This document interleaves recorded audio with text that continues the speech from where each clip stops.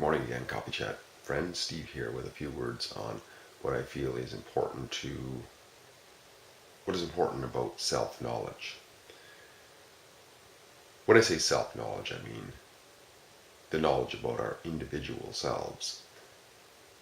If we think about it, if we have a very important tool, it's coming up on Christmas here, say you receive a very important tool for your trade for Christmas. Well, it's important to know about that tool, right? In order to read the instruction manual on how to operate it most effectively so that it becomes the most optimal tool for you. Well, same with us. If we know a little bit more about ourselves today than yesterday, then we can be more effective. Right? I think that's just a fairly obvious comment. And of course, too, there's a fair bit of discussion that goes on about it. At least, I hear it from time to time, the importance of self-knowledge. Well, I'm going to ramble a bit once again, as these things tend to be. Now, as many of you know, I'm in a new area right now, for a while anyway. And one of the things I like to do when I'm in a new area is I like to meet different people, just to see what's going on, and also I find out it's where I learn the most about, get the most insights. It's not so much sitting in my own little cave thinking to myself, but out there talking to people and what people are saying. And one of the things I like to go to is I like to go to church once in a while. Now you might wonder, why would I want to go to church? I'm not a professed religious man of any kind. At least I don't think so. Well, everybody has an element of religiosity, I guess, but I don't subscribe to any one set mainstream religion, let's say, just to put it bluntly. But one of the reasons I like to go, though, is because I find that if I don't, I'm missing out on a whole segment of the community which is meeting there in kind of a family setting with their guard let down a little bit. So, and it's a great opportunity in most cases to chat with people after the event, because usually people will hang around and have a coffee and a cookie or something like that, and are willing to talk about what's going on in their life, or just say hello and these sort of things, shake hands. I really enjoy that. And besides, where else can you do that on a dreary, foggy Sunday morning? Where else can you go and meet a bunch of people who are basically fairly upbeat, fairly happy, considerate, kind people for the most part? I don't know. Maybe there are other places, but I find that church is one of them. And besides, coming up on Christmas, there's usually a bunch of Christmas songs, which I like. They have they're great sing-along little songs, no matter what their meanings are. They harken back to they remind me of my childhood, I guess, and singing these kind of songs. So that's kind of cool too. Now at this church, though, a lot of times when I'm in a church as well, not only talking to people afterwards do I get a lot of things that come up and questions to review in my own consciousness, but while somebody's talking there and relating to old biblical stories and stuff like that, I often find myself pulling out a notebook and taking notes, because things come up that I want to review later on. Now this was a Baptist style church. Somebody explained it as it's Baptist / Mennonite / Alliance, whatever that means. If people know what that means. I'm not that big on it, but I do know that in relating it, in the difference between that and the Catholic, there's more focus on this Jesus Christ. It's more Jesus-centered, say, than Virgin Mary-centered or saints-centered. So therefore, there was a lot of talk about Jesus Christ. And in there, I noticed, words like Savior, Anointed One, Redeemer, Giver of Life. A lot of these kind of words as adjectives or synonyms for Jesus Christ. Lord, Master, these sort of things, right? So I sat there and I wrote down these things because they were coming to me, because I could see the parallel in a lot of what I consider to be important for self-knowledge. Now it's interesting, I'll jump ahead a little bit and come back, but at the end of the event, I ended by talking to this lady for a while. She ended by introducing herself to me, and I had an interesting discussion, because a lot of times I like to sort of figure out where it is that people are coming from. So she asked me if I was a Christian, which I had to get clarity on what she meant by that question. I got the impression that Catholicism is not considered Christianity for people in certain churches like this. I got that sense anyway, even though I don't consider myself to be Catholic as well, but it's not considered Christianity, which is sometimes surprising to me, but then again, the old debate, every religion feels theirs is the right one and another one is not so much. That's often the case, I find. But she was talking about how, well, I asked for clarity and sort of thing, like about Christianity, and I think she mentioned the Bible in there, and I asked her if the Bible was true in terms of a historical document, or if it's just more of I wasn't asking her to get any definitive answer for me. I wanted to get answers for what she saw it as the case, the basis of her belief system kind of thing, and whether it was just metaphorical or if it was historically accurate. And I told her that, to me, stories, biblical stories, are more metaphors, or they're more life lessons, perhaps, that you could glean out of them, but not necessarily historical documents, historically correct documents, because history is always documentation of actual events. It gets changed over time and so on. She was of the mind, it seemed like, that it is historically accurate because it's the Word of God, which I didn't argue with that or anything like that. However, I sensed that she got the impression that I needed a lot of work. So she told me that she would pray for me, which I was greatly struck by the gesture of kindness for that. So, yeah, otherwise it was a great chat. I mean, where else can you get an interesting conversation and somebody praying for you on a Sunday morning? I find that going to church is a great place for that. I say that a little bit tongue-in-cheek, but no, I do honestly mean that. It's a great place to go out and have a conversation and meet local people, for sure. But coming back to my thoughts during this church service, I thought of that analogy I had the other day, a couple of videos ago, about the puppet and the puppet master. The puppet master being the hand that moves the puppet, and when the puppet is laid down, it just becomes like a corpse, a dead corpse, laying there with no life. And I thought in terms of this, the way they were talking about, the way the preacher was talking about Jesus Christ as this giver of life, this God, receiving this God within. And also I noticed, or having this God within, I noticed also the way this lady was talking, which is that she was talking about how Jesus in your heart, or something like that, or Jesus within, or whatever. And so therefore the Christian concept is that that individual over there also has Jesus inside, our Christ, and so does that one, and so does that one, so that therefore we're all like brothers. But the to me it was like, almost like a life force, what I talked about before, a life force, like a giver of life, right? So in a way, it's just a change of words.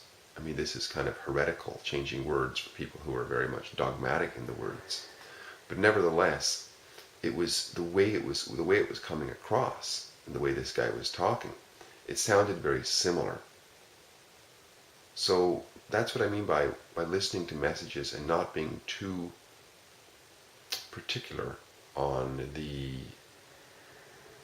being analytical of the or analytical of what somebody is saying, but the gist of what they're saying sometimes is valuable, I think, because then we can relate to some extent. I can sort of get an understanding of what's being said. I often use the example of, with not taking things literally, of Aesop's fables. Aesop's fables were these fables written by a Greek slave who wrote life lessons through little stories. Right? I remember the one about the crow and the bottle of water.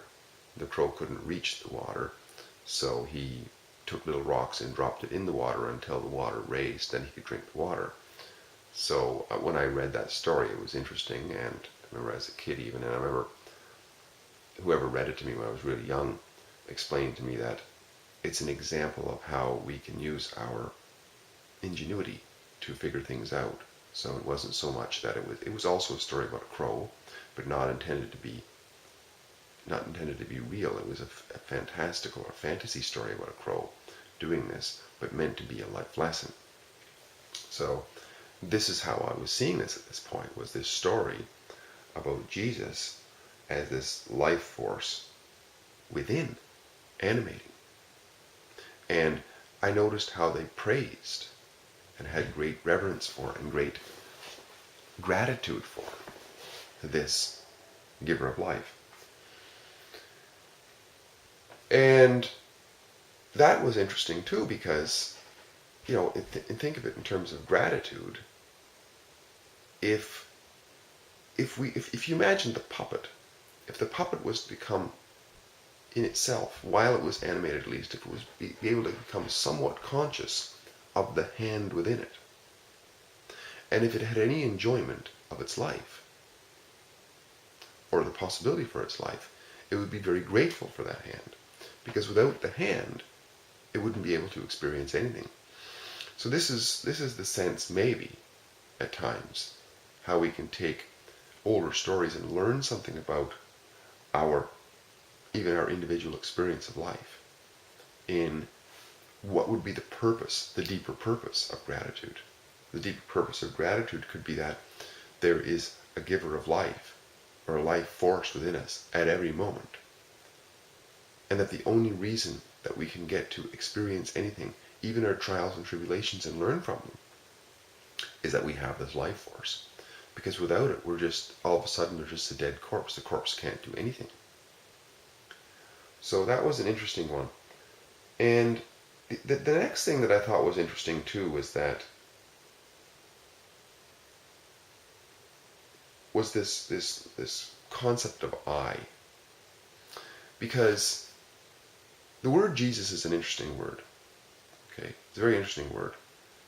Because if you do a little bit of Bible study and, historical study of words, and I haven't done much, I've just touched on it, I've got snippets of it, so I'm not saying this is anything authoritative. But just the snippets that I have got, I think are interesting.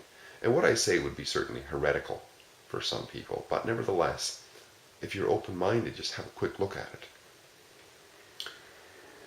The Jesus, when we say it, it's two syllables, right? There's the G and the Zeus. Now, the G, if you look that up in etymology, earlier it was Yah, probably. It was, and a J, of course, in most Western languages is actually synonymous with a Y. There's no, like I said, if you go, for example, Yugoslavia, if you go over to some countries, it was spelled with a J, like a Jugoslavia. But it's not pronounced like that, it's pronounced like a Y.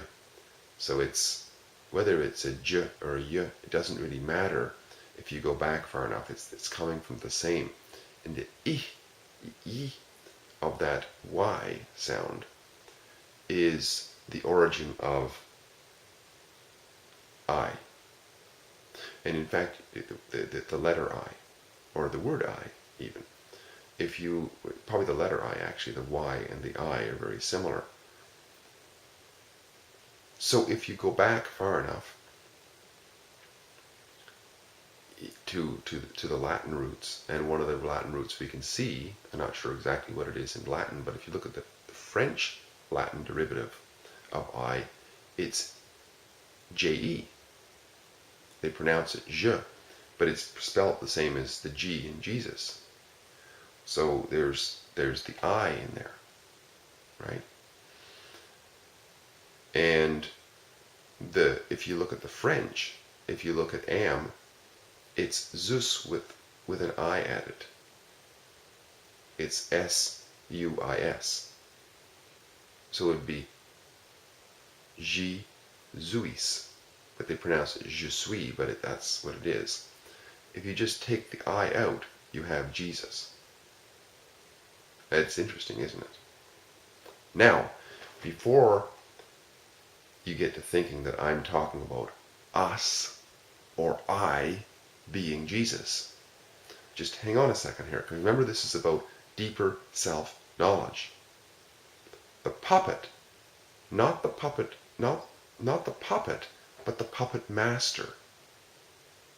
It's where the I is being spoken from. Remember this. Remember that when we refer to, in general conversation, about the mind, the body, the emotions, we talk about it as possessive, not as me. This is my body, my mind, my emotions. Well, who's the possessor? The possessor, if we really think about it, if we really consider it, has to be the puppet master of the mind, body, and emotions. It has to be. And the other thing that's interesting too, a couple things that are interesting.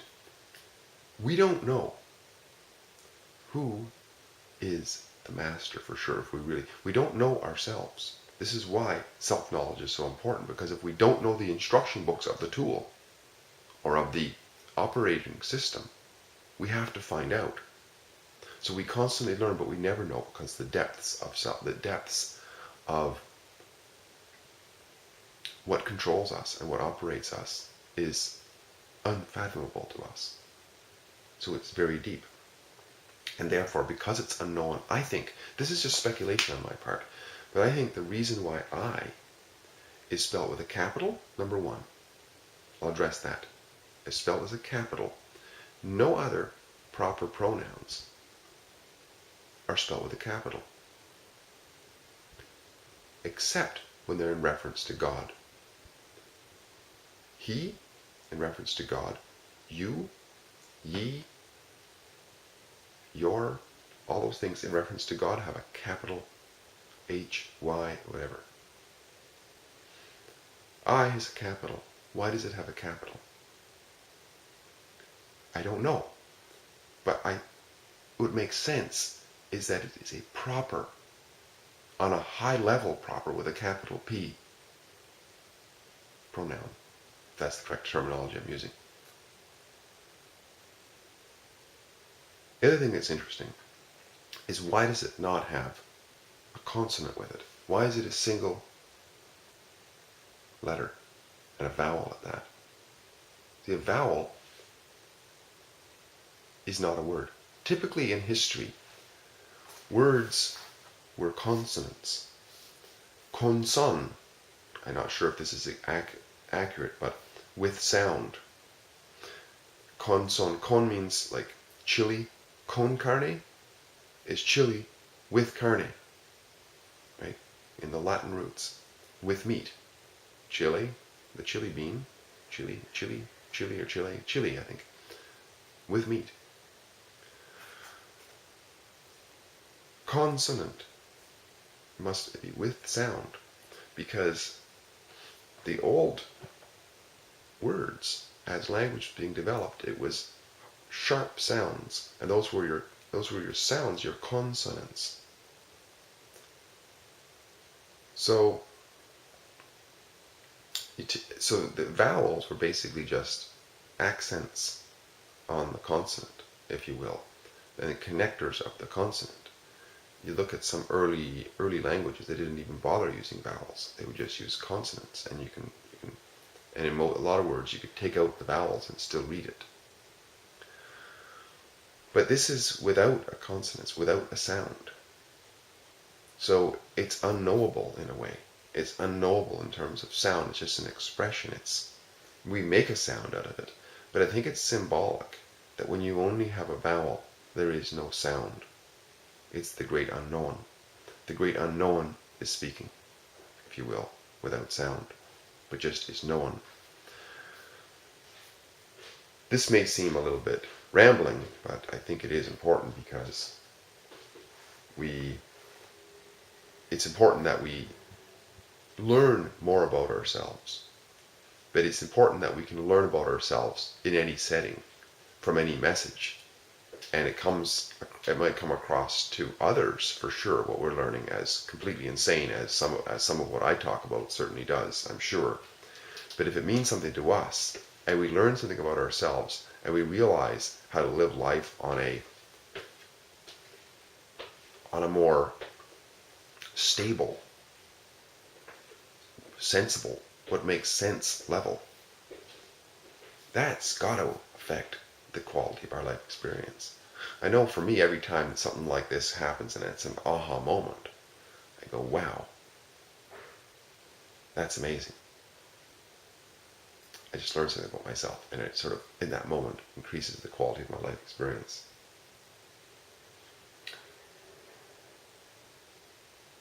What else did I write down here? I think I got everything there that I wanted to say.